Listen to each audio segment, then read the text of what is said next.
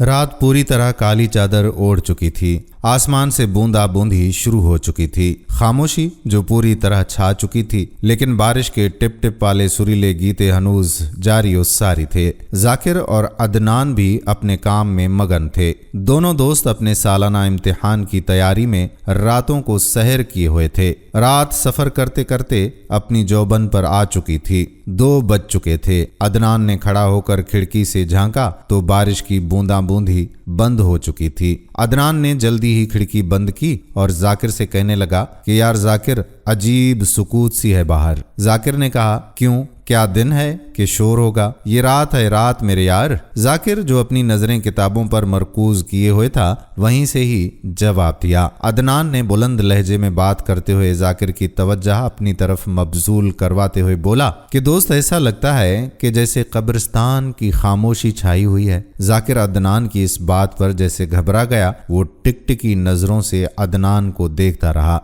लम्हे भर के बाद कहा, अदनान क्या हुआ, आप ठीक तो हैं? ये कैसी बातें करने लग गए हैं? उसने कहा कि जी जाकिर, मैं ठीक हूँ, लेकिन डर लग रहा है। अदनान धीमी आवाज में बोला। जाकिर अपने दोस्त अदनान का हाथ पकड़ने लगा। अदनान ने कहा कि कुछ नहीं है दोस्त। कैसा डर? किसे डर रहे हो आप? जाकिर के सवाल के बीच ही अदनान बोल उठा, जाकिर, कहीं वो लोग आ गए तो हमें भी पकड़ के ले जाएंगे। जाकिर बोला, नहीं अदनान, तुम्हें क्या हुआ है? आप ये क्या सोचने लग गए हैं? हम स्टूडेंट्स हैं, शरपसंद थोड़ी ना है। अदनान बोल उठा, नहीं नहीं जाकिर। जाकिर अदनान का नाम सुनते ही दम बखुद हो के रह गया। जाकिर हिम्मत करके कुछ बोलता, लेकिन अदनान फिर कहने लगा कि दोस्त, आकिब भी तो स्टूडेंट था, कोई मुजरिम तो नहीं था, फिर भी उसे जेल में भरकर उस पर जंगल चोरों का एक्ट लगा दिया गया है। जाकिर हवास बाख्ता होकर अदनान की तरफ बराबर देखता रहा। अदनान बोल रहा था, जाकिर, हमारा क्लासमेट अवैस, यार वो भी तो घर से स्कूल के लिए ही निकला था। जाकिर ये बातें गौर से सुनता रहा। वो कुछ कहता, लेकिन जुबान जैसे गंग हो गई। वो अदनान की बातों में अच्छी तरह खो चुका था। अदनान की बातें सुनते सुनते आंखों में अश्कों का सैलाब उमड़ आया जो रवा हो गया। जाकिर भी जब्त ना कर सका और यूं दोनों आंसू बहाते रहे। दोनों दोस्तों पे गम दौरां के वाकयात ऐसे तारी हो चुके कि वो अपने असली काम को भूल गए।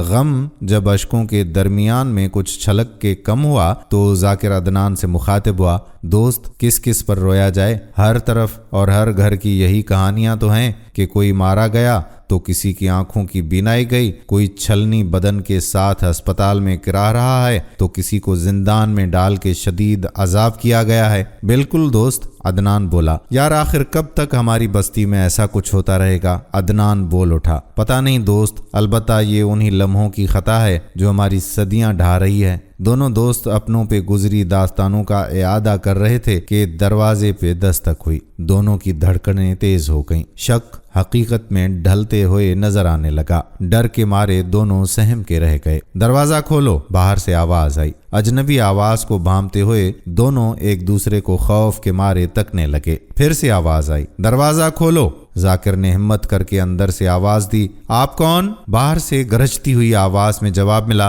दरवाजा खोलो। दोनों का दिल डूबने लगा। बेबसी के आलम में जाकिर उठा और दरवाजा खोला। दरवाजा खोलते ही 3 हथियारबंद वर्दीपोश अंदर आदम के एक गरजती आवाज में बोला, अये शरपसंदो, कौन सा प्लान बना रहे थे? बाकी 2 आनन फानन इधर उधर तलाशी कार्रवाई में मगन हो गए। दोनों दोस्त इंतहाई घबराहट के आलम में थे। जाकिर ने हिम्मत करके फिसलती हुई आवाज में कहा कि सर हम तो स्टूडेंट हैं, इम्तिहान की तैयारी कर रहे हैं। वो एहलकार जो शायद उन दोनों का अफसर था फिर से बोला, चुप हो जाओ, अभी देखते हैं तुम्हारा इम्तिहान कहाँ होगा, अंदर या बाहर? और फिर एक बार फिर गरजती आवाज में बोला, नाम क्या है तुम्हारा? दोनों दोस्त बोल उठे, सर मेरा नाम जाकिर और सर मैं अदनान। ऑफिसर एक सिपाही की तरफ इशारा करते हुए बोल उठा, डायरी में ये नाम चेक करो। जब तक सिपाही नाम तलाश करता रहा, अदनान और जाकिर को तब तक हजारों सवालात का सामना करना पड़ा। दोनों जैसे बड़े मुजरिम पकड़े गए थे और अब उनकी इन्वेस्टिगेशन सेंटर में बारीक बीनी से तफ्तीश चल रही थी। तब बीच में सिपाही बोला, सर ये नाम लिस्ट में नहीं मिल रहे हैं। सिपाही का जवाब सुनते ही ऑफिसर नीचे होके घुटनों के बल बैठ गया। अदनान और जाकिर के कंधों पे अपने हाथ डालकर कहने लगा, اے سنو، تم خوش قسمت ہو، تمہارا نام ہماری ڈائری میں نہیں ملا، ورنہ ہلکی سی گمبھیر مسکراہٹ چہرے پر نمودار ہوئی اور بات روک لی۔ ذرا وقفے کے بعد کہا، اور ہاں، جو مزے کی داستانیں تم ایک دوسرے کو سنا رہے تھے وہ ہم نے بھی باہر سے سن لی۔ اس نے بڑے دھمکی آمیز لہجے میں کہا کہ یہ بات کان کھول کر سن لو، ایسی داستانیں سنانا بند کر دو، چپ سادھ لو، چپ۔ زبان اس سمت میں کبھی باہر نکلی تو ہمیشہ کے لیے بولتی بند، لہٰذا امتحان کی تیاری کرو، مگر خاموشی کے ساتھ۔ اسی کے ساتھ تینوں وردی پوش کمرے سے باہر نکل پڑے۔ عدنان اور ذاکر پر اس قدر ڈر اور خوف طاری ہو گیا تھا کہ نیم جان ہو کے وہ ایک دوسرے کو ٹکٹکی نظروں سے دیکھ رہے تھے۔ لمحہ بھر کے بعد جب انہوں نے تھوڑی راحت کی سانس لی تب عدنان دھیمی آواز میں بولا، ذاکر، خاموشی ہے۔ ذاکر جواباً بولا، ہاں یار،